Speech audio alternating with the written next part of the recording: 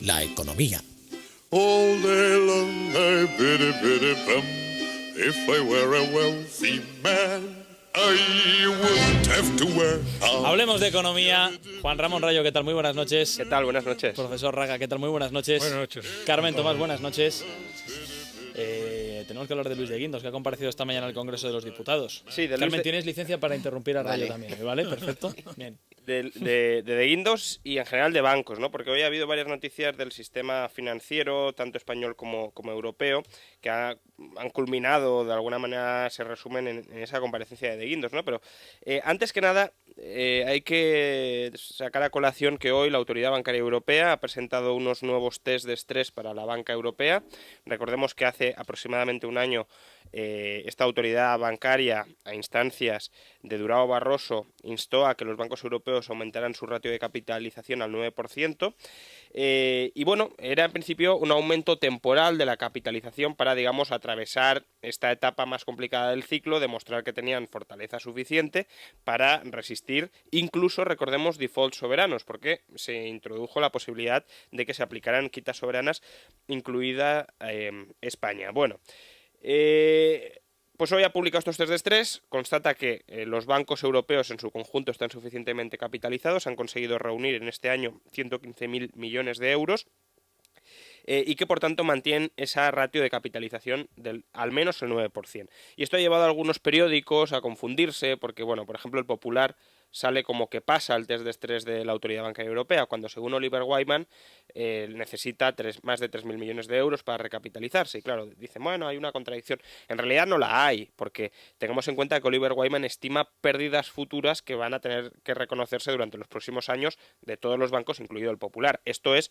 test de estrés en función pues de la situación actual y de hipótesis probablemente más relajadas que las del Oliver Wyman. Bueno, entonces, la novedad de estos test de estrés, ¿cuál es? Pues es que lo que en principio iba a ser temporal, una ratio de capitalización del 9% temporal, va a ser de momento, hasta nueva orden, permanente. ¿Y esto qué relevancia tiene para la banca española? Pues recordemos que el informe de Oliver Wyman está redactado bajo la premisa de que hacen falta 55.000 millones de euros si la ratio de capitalización puede bajar del 9 al 6%. Y si no puede bajar, y no puede bajar primero y sobre todo porque el memorándum de entendimiento impide que baje del 9% y segundo porque además la Autoridad Bancaria Europea acaba de reiterar para todos los bancos de Europa que no deben bajar del 9%, no harán falta 55.000 sino unos 90.000 millones de euros. O sea que Paco González, presidente del BBVA, sabía de lo que hablaba cuando dijo 80 y tantos mil. Sí, es que, bueno, es lo que muchos, de todas formas, venimos diciendo, ¿no? Un mínimo de nuevo capital que no necesariamente significa que tenga que venir del dinero público, puede venir de quitas a los tenedores de subordinada preferente, de ampliaciones de capital, de liquidaciones de activos, pero bueno, eso es lo que necesitan de nuevo capital. Venga de donde venga del sector público, venga idealmente del sector privado. Pero bueno, hoy ha comparecido efectivamente Luis de Guindos para dar algunos detalles del Banco Malo. La noticia quizá más, o el titular más destacado ha sido que el 55% del capital del banco estará en manos de inversores privados. Y ha lanzado, me quedo con dos mensajes, a cada cual pues más improbable, ¿no? El primero es que el Banco Malo realizará las compras de los activos a precios reales. Escuchemos al ministro de Guindos. El precio de transferencia está ligado al valor económico real de los activos y se establecerá mediante un proceso minucioso de revisión de su calidad. Este precio asegurará la rentabilidad de la sociedad y posibilitará la incorporación de los inversores privados, que serán mayoría en el capital de la entidad. ¿Y quién es capaz ahora de dar el precio real de Es una que cosa? ese es el problema, ¿no? ¿Dónde está el precio real? Efectivamente, Claro, hoy el no Wall Street fija. Journal, en un editorial bastante duro contra el gobierno y contra el plan de recapitalización de la banca española, porque dice que no es creíble, etcétera. El último párrafo de ese editorial pues se dirige precisamente a este argumento, y lo que dice el Wall Street Journal es: para tener precios reales deberíamos haber empezado a liquidar bancos. Porque si liquidas bancos, haces transferencias de activos y sabes cuánto valen esos activos y tienes una referencia. Pero como este gobierno ha sido tan timorato que no se ha atrevido a liquidar ordenadamente bancos, no tenemos una referencia de precios reales y por tanto no tiene ningún sentido que se hable de que esto se va a recapitalizar a precios reales o a cualquier otro. Por cierto, hoy el ministro de Guindos, el ministro liberal del gobierno, etcétera, Valeriano Gómez, el ministro socialista, le reprochaba que, bueno, con este editorial a Luis de Guindos diciéndole, mire, no se creen ni del Wall Street Journal, que es la referencia para todos los inversores internacionales, sus estimaciones. Y Luis de Guindos le ha contestado, bueno, no se crea mucho las informaciones de la prensa capitalista.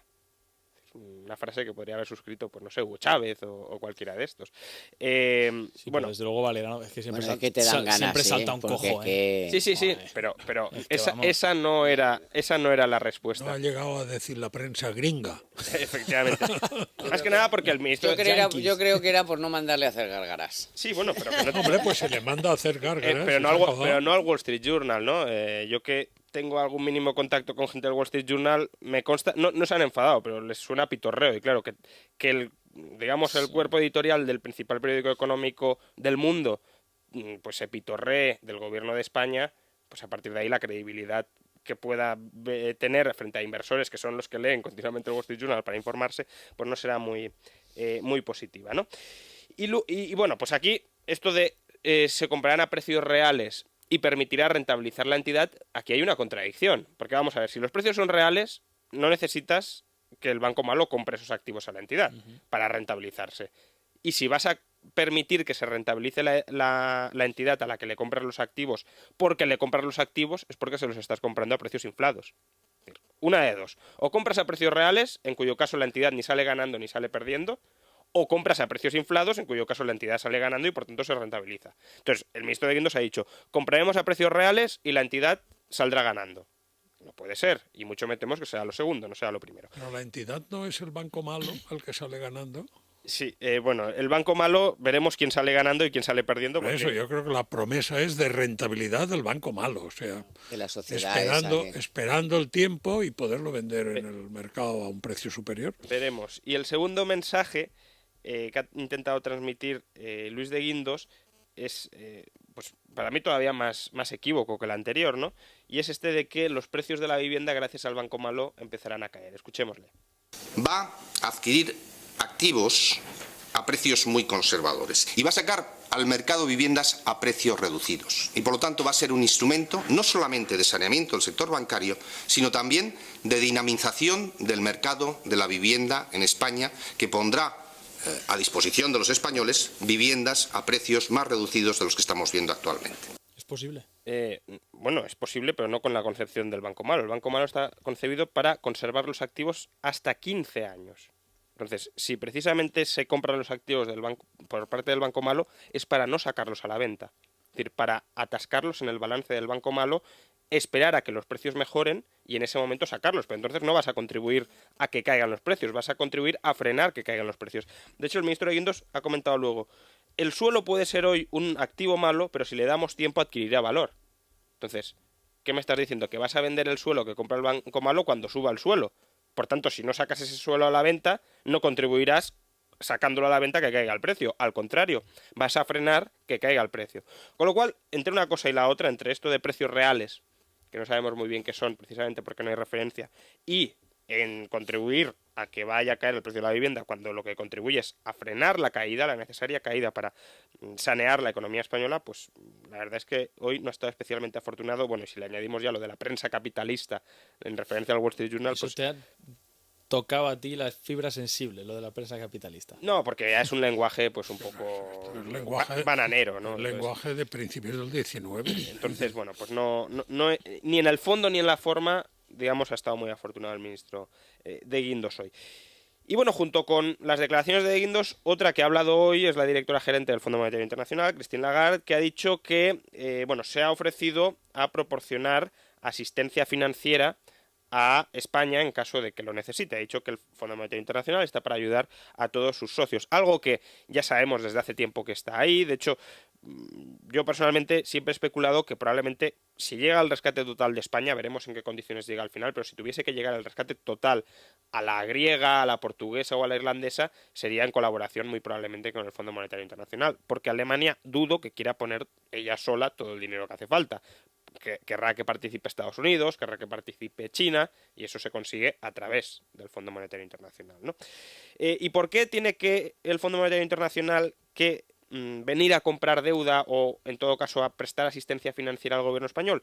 Pues porque los inversores privados no confían en el gobierno español y, desde luego, declaraciones como la que hemos comentado del Wall Street Journal no contribuyen a que confíe. Hoy, por ejemplo, llevamos en Libre Mercado un gráfico muy ilustrativo al que ya hemos hecho referencia en numerosas ocasiones, y vemos que, por ejemplo, la tenencia de deuda pública en manos extranjeras desde que llegó Rajoy, un mes antes de que llegó Rajoy, ha caído desde un máximo histórico del 55%, noviembre-diciembre de 2011, el 55% de toda la deuda pública española está en manos de extranjeros, a actualmente el 30%. Es decir, ha habido una liquidación masiva de posiciones extranjeras en deuda pública española. Hubo una breve pausa cuando los tipos de interés incluso bajaron durante los meses de febrero y marzo, cuando se pensaba que este gobierno era distinto del anterior.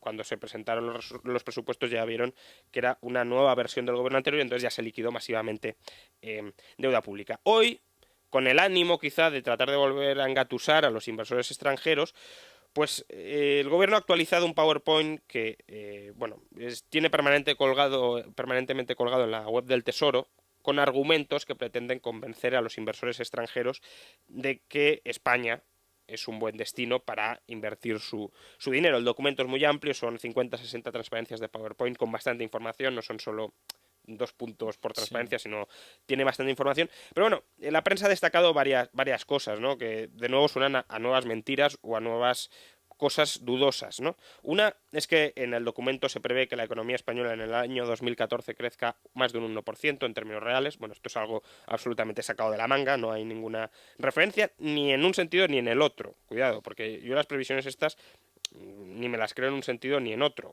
Obviamente, conforme te vas acercando a la fecha, pues tienen mayor verosimilitud, pero vamos, hacer una previsión a más de 2 años vista, porque es a finales de 2014, pues es un poco arriesgado. Pero vamos, no deja de ser llamativo que el gobierno esté trabajando con un escenario, digamos, optimista. Yo trabajaría con un escenario pesimista. ¿Para qué? Para adoptar las medidas suficientes en el caso de que las cosas no vayan todo lo bien que puedan ir. Porque si tú trabajas para resistir, incluso en escenarios estresados, incluso en escenarios deprimidos, sabes que si llegan esos escenarios tendrás las espaldas cubiertas. Si tú te la juegas toda a que casualmente la crisis escampe, pues tenemos un problema. Entonces, uno es esto, de que el crecimiento se reanudará en el año 2014, no sabemos muy bien por qué. Luego, el mensaje de nuevo de que el gobierno está dispuesto a intervenir a autonomías, que sería desde luego la primera noticia que tenemos, porque sí, lo ha dicho muchas veces, pero ni siquiera la demanda ha hecho de intervenir a autonomía alguna. Y luego, pues vuelve a repetir esa falacia de que el esfuerzo de ajuste del déficit para el año que viene en los presupuestos de 2013 es fundamentalmente por el lado del gasto y no por el lado de los ingresos. Ya comentamos que esto es mentira, porque el gasto no es que baje un poquito, es que sube en más de 8.000 millones, con lo cual difícilmente puedes hacer un esfuerzo para reducir el déficit si el gasto te sube. Entonces, bueno, pues no sabemos si va a engañar a alguien, porque la verdad es que lo ideal sería que transmitiera información fidedigna, buena o mala, para que el inversor pudiese confiar y hacer sus cálculos. Claro, si tú siempre vistes la información de la mejor manera posible, incluso retorciéndola hasta hacerla inverosímil o hasta hacerla falsa, como lo del esfuerzo del gasto, que no es creíble en absoluto, pues al final información que hay en ese documento que es verdad y que es positiva y que hay que ponerla en positivo de la economía española, pues la pones al mismo nivel que esto, y al final no te crees nada. Soluciones portuguesas, al menos de momento. Efectivamente. Y pues por si no tuviésemos suficiente en la península ibérica con un gobierno Zapatero bis, un gobierno Rajoy, pues en Portugal parecen seguir una nueva senda. Hoy el ministro de Finanzas portugués ha anunciado nuevos recortes entendidos como subidas de impuestos, que yo esto nunca lo he entendido muy bien. Recortes es recorte de gasto, recorte de subidas de impuestos es que la administración no recorta, sino que recorta del ciudadano, ¿no? Pero bueno, ha dicho que van a subir impuestos para cumplir el objetivo de déficit el año que viene. Los recortes del gasto, como Rajoy los deja para más adelante, para 2014, de hecho dice, 2013 toca subir impuestos, 2014 bajar el gasto. Qué raro que no se inviertan las prioridades, ¿no? ¿Y qué va a hacer el gobierno portugués? Bueno, pues va a subir el tipo medio del impuesto sobre la renta del 9,8 al 11,8. Puede parecer muy bajo. En España en el año 2009 estaba en el 15,9. Estamos hablando del tipo medio efectivo después de todas las deducciones, etcétera.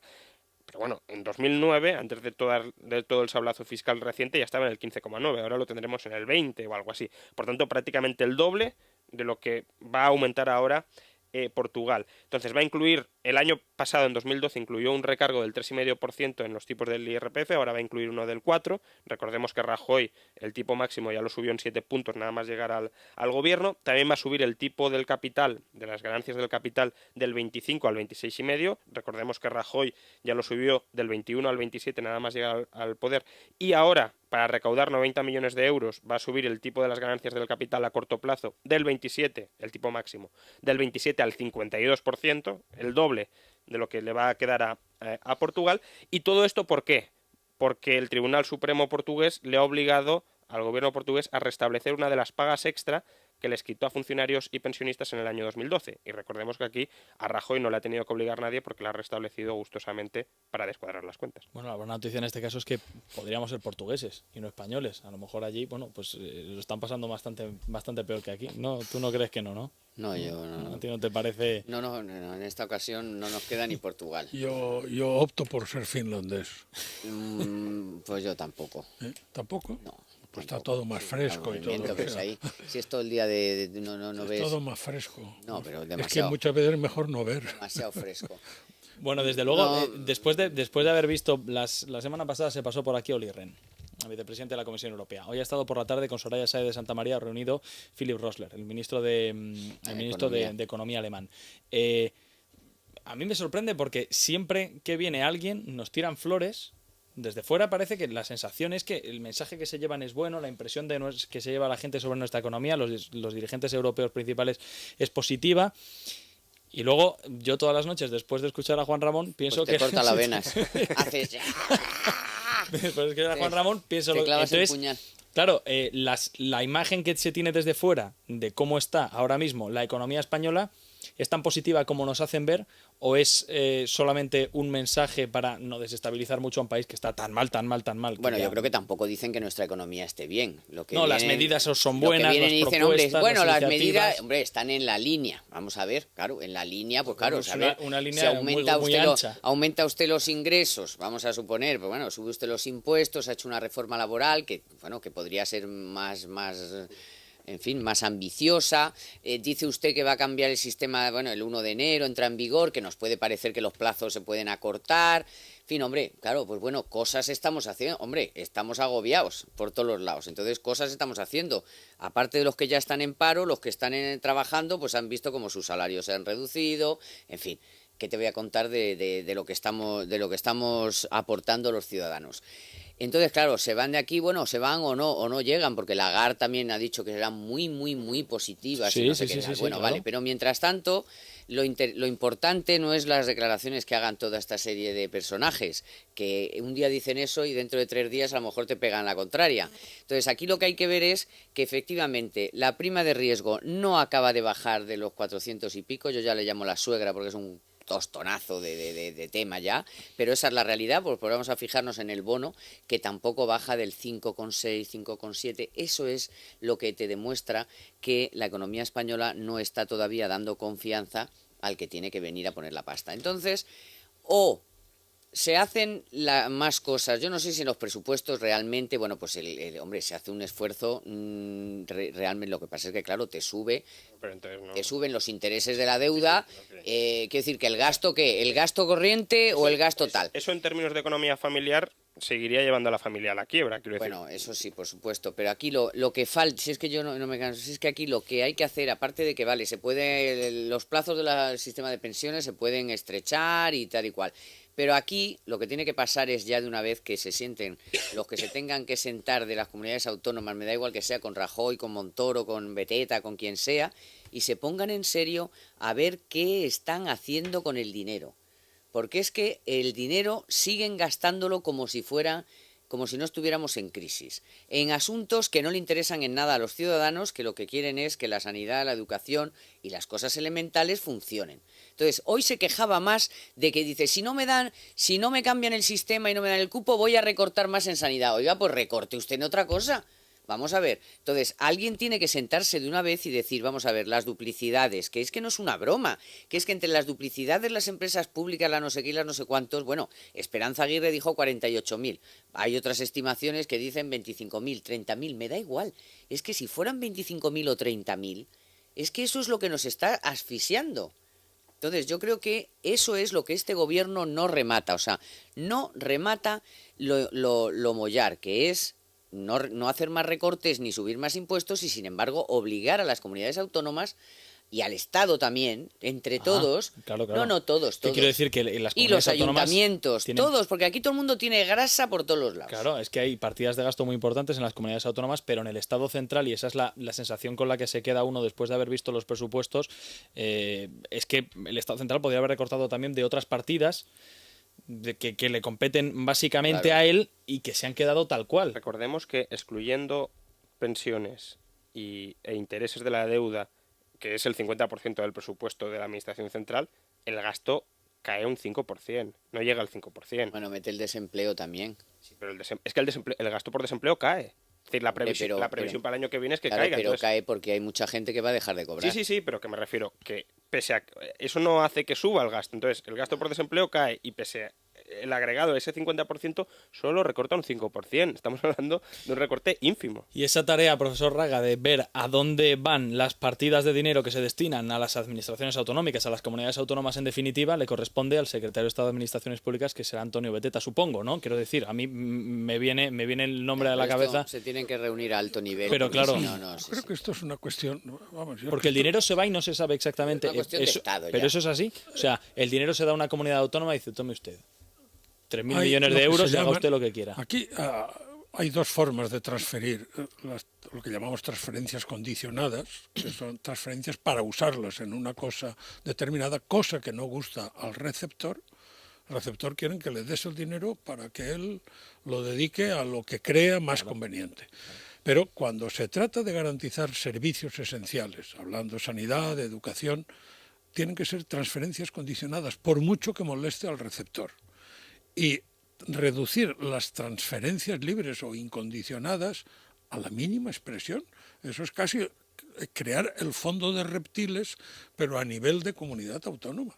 Entonces, a mí lo que me resulta, yo en eso soy comprendo que no tengo ningún componente político en mis saberes, pero aquí doy la razón a Rajoy cuando dijo en la campaña electoral, dijo que no es bueno que los técnicos se dediquen a la función política, ¿sí? Que eso es materia de políticos.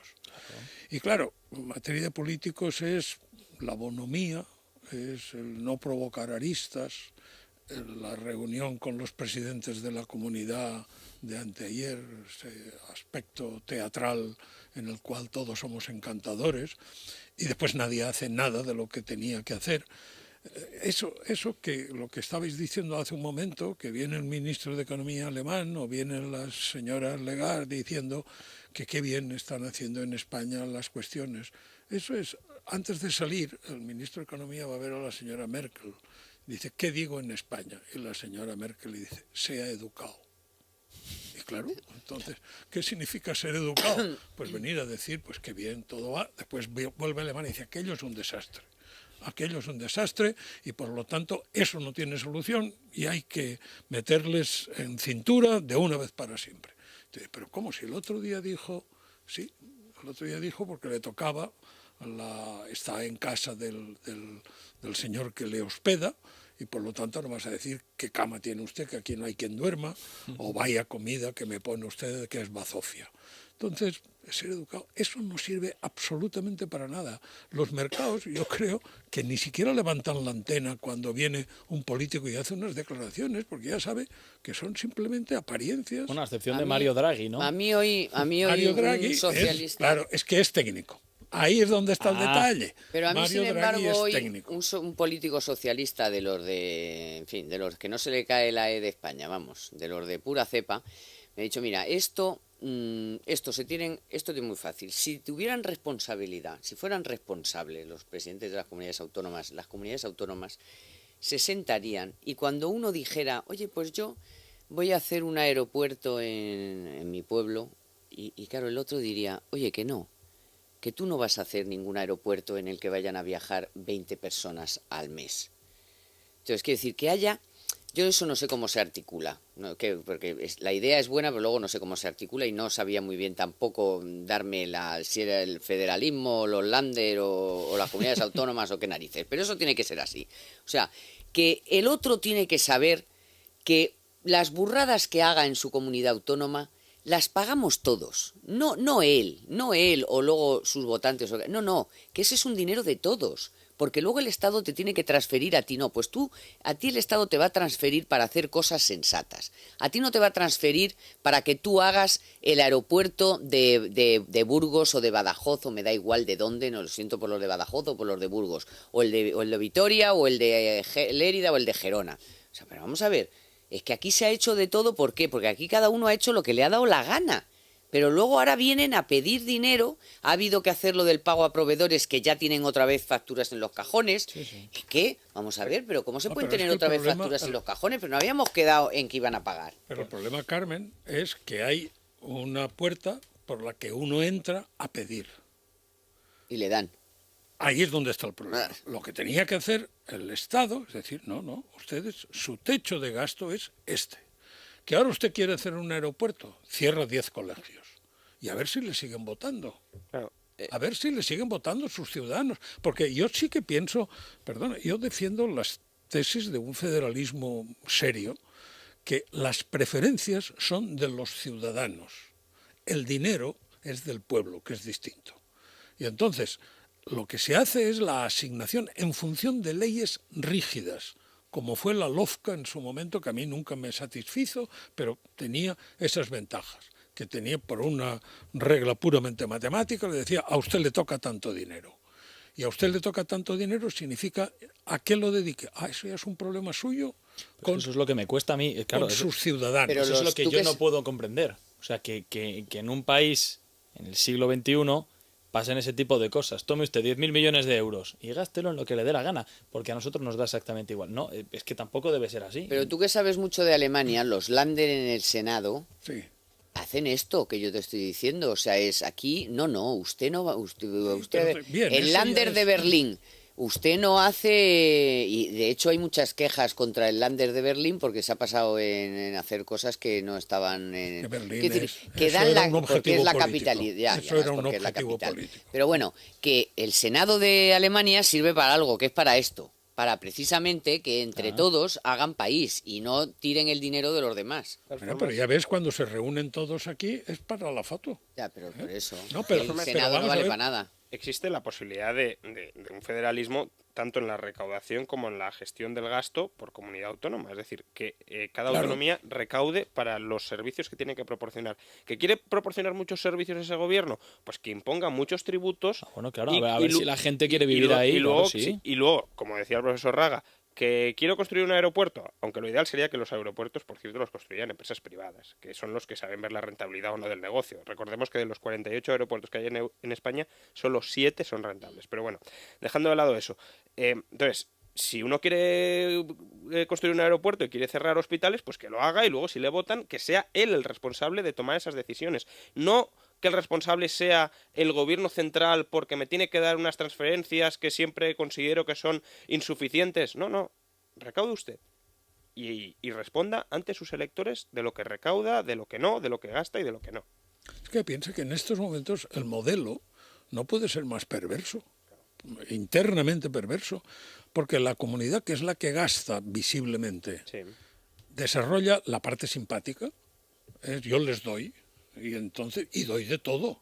Doy hospitales, doy educación, doy aeropuertos, responsabilidad, doy autopistas, doy de todo, y todos los premios y todas las prebendas, ¿no? Ahora, la parte antipática, ¿quién la desarrolla? El Estado, no la comunidad autónoma. O sea, la parte antipática es pedir impuestos. Y pedir impuestos los pide el Estado. Pero incluso ahora, la parte antipática, que podría ser la de recortes del gasto, de vamos a cerrar este hospital, lo que decía más, también tienen la excusa de no, es porque el gobierno claro. central no nos da Claro, suficiente pero eso es un dinero. argumento político muy Madrid, manido, a venir claro, a sí. Madrid. Claro, pero A que Madrid si a ellos fueran quejarse. responsables de la recaudación, tanto Cataluña como Madrid, como cualquier otra autonomía, tendrían que responder o tendrían que criticar no a Rajoy, sino a ellos mismos ante sus electores. Esto es mi programa de gobierno y esto es lo que quiero hacer.